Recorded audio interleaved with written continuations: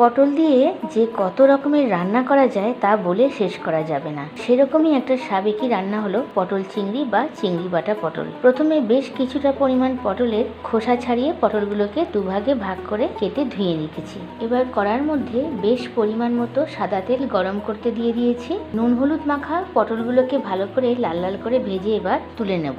এরপর ওই পটল ভাজা তেলের মধ্যে একটা বড় সাইজের পেঁয়াজ পেতে দিয়েছি। ভালো করে কষিয়ে নেব যাতে পেঁয়াজের কাঁচা গন্ধটা চলে যায়।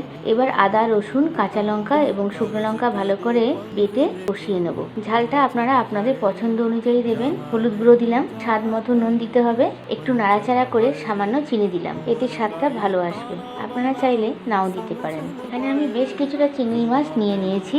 এবার একটু নাড়াচাড়া করে আমি চিংড়ি মাছ বাটাটা দিয়ে দেবো। খুব ভালো করে কষিয়ে নেব। ভালো করে কষানো হয়ে গেলে ভেজে রাখা পটলগুলো দিয়ে ভালো করে মিশিয়ে নাড়াচাড়া করে নেব। সামান্য একটু জল দেব আর একটু নাড়াচাড়া করে নিয়ে 10 মিনিট ঢেকে দিলাম। 10 মিনিট পর ঢাকা খুলে সামান্য পরিমাণ গরম মশলার গুঁড়ো দিয়ে একটু নাড়াচাড়া করে 5 মিনিট আবারও ঢেকে দিলাম। 5 মিনিট পর ঢাকা খুলে পরিবেশন করুন। দুর্দান্ত স্বাদে ভরা দারুণ লোভনীয় একটি রেসিপি, যার নাম পটল চিংড়ি বা চিংড়ি বাটা পটল।